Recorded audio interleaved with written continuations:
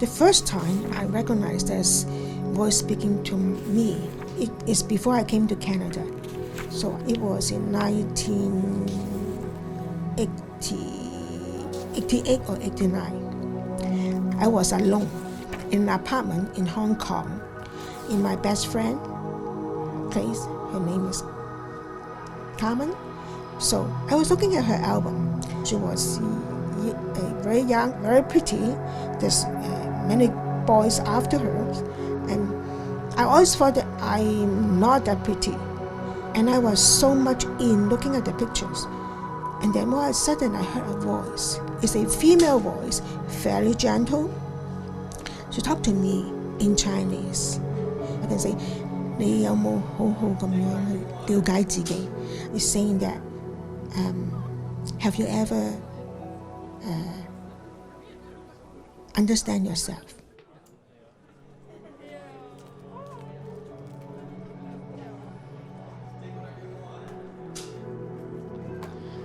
I started really understanding I was depressed when I was in high school.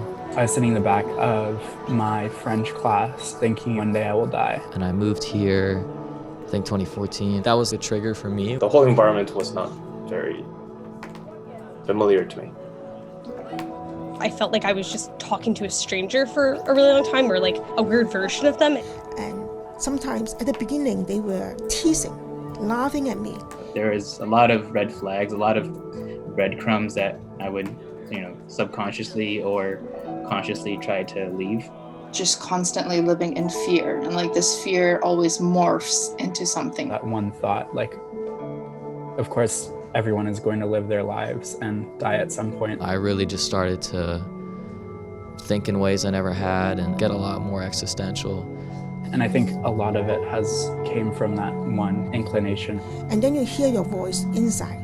And people would not hear that because it has no sound. It's not from your mouth. I don't even know where that string really unravels from. But once things started unraveling, it does feel like you are frozen in this moment of fear and pain. Those emotions are not something I outwardly represent, but inside it kind of accumulates until it explodes. You can't really differentiate between what the mental illness causes and what is the result of your own will or decisions. I feel like mental illness is something that is very hard to understand, and it's very subjective because everyone's brain is different. So I feel like it's very hard to pinpoint what it really is, but it's trying to understand the process, and other situations can make your brain wired a different way. To get my own psychiatrist, it took almost 8 years as an immigrant. I had 5 different doctors, and they never had the same diagnosis. So there's many different perspectives to see a symptom. So it was a lot of analyzing of your own life. But then I realized that psychoanalysis gives you explanations, but it doesn't give you any solution. Medication is a life jacket that needs to be worn, but sometimes it will hinder you learning how to swim. It's like a very well-designed, beautiful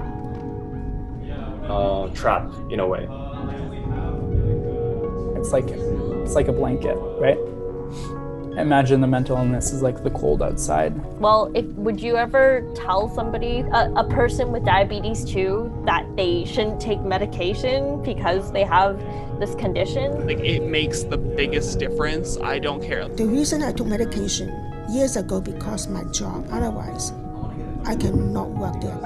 So through BPD, a lot of people will find that medication doesn't necessarily relieve their symptoms. I have stomach problems, I take medication for my stomach problems. I have anxiety, I take medication for my anxiety. There's a lot of shame directed towards people who choose to take medication. There's medication that treats anxiety, there's medication that treats depression, but not your actual personality, that dependent personality, that emotional personality.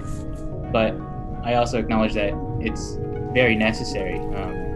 the physiological aspect of mental illnesses can't really be ignored. It's because people generally tend to think that mental health can be controlled by your own emotions, that like It's just a crutch that's there when you need it. But it does save your life, and you need them until you actually learn how to swim. And I think for some people it can work wonders, and for other people, it can be horrible.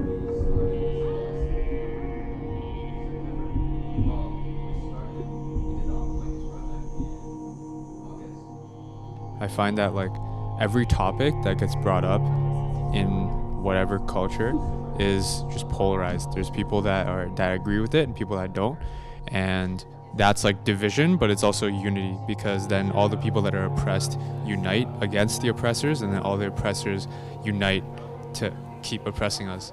Unity and division and polarization. Those are three words that kind of tie everything together for me.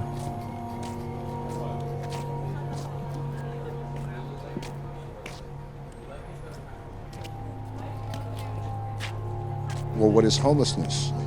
Mentally ill and people on drugs, what's the relationship between that? The relationship is the forced proximity of people who don't have any rights over what's wrong with them or what kind of problems they have, whether they be their own problems, that their choice in doing in some people's eyes, or whether they be an affliction of a disease that's upon them, like a mental health illness, or how addictions has been institutionally recognized, but in a societal sense hasn't been recognized.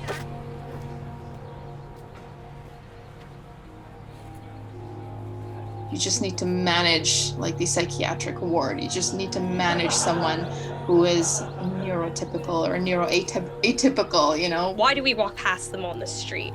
Why do we not talk about what it's like to live with a mental illness or have family members that live with a mental illness? Because there's shame. You're this individual, and it's hard to relate yourself to 7 billion other people who are experiencing that same consciousness. Like mental illness and homelessness and racial inequality are huge pressing matters. It doesn't matter if you don't have a home. That doesn't mean that you don't have an identity or that you're no longer a human being. They may all be part of the same disease or whatever, but they're all different symptoms. Each character is interchangeable, and you are all of those characters as yourself. Nobody could get in the way of you.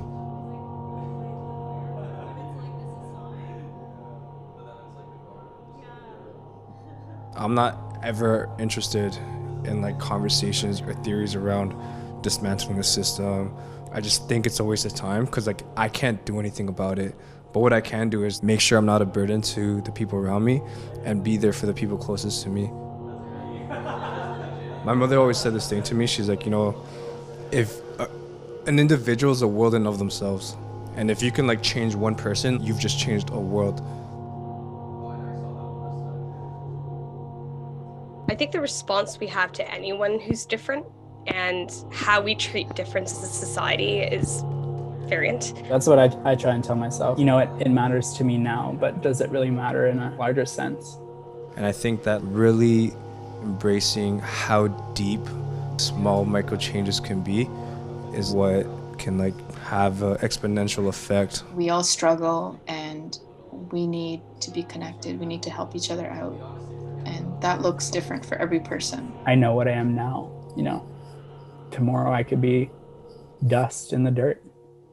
You're not an imposter, you're meant to be here. It's okay to take up space.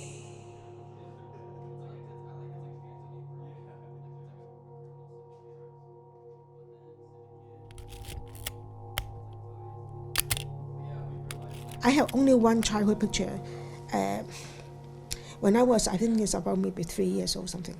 When I look at the childhood picture, because I haven't looked at it for a long time, I look at this girl, I feel I love her. I feel it's so strange. I love myself. I feel I love this girl.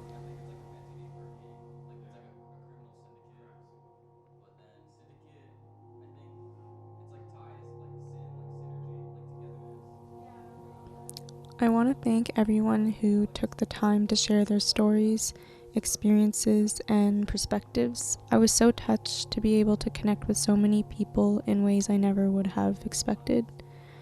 And most of all, I want to thank my mother who inspired me to create this. I'm always trying to understand her a little bit more. And by sharing the things that I find, I start to see the world a little bit more clearly.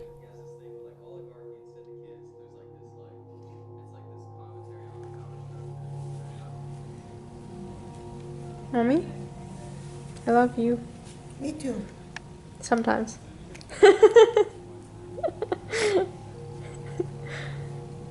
No, I love you. Sometimes.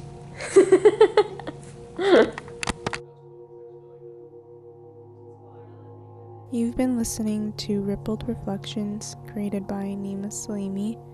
This piece is a part of Fixed Point Arts and Media's Points of Empathy project, made possible by Canada's Service Corps.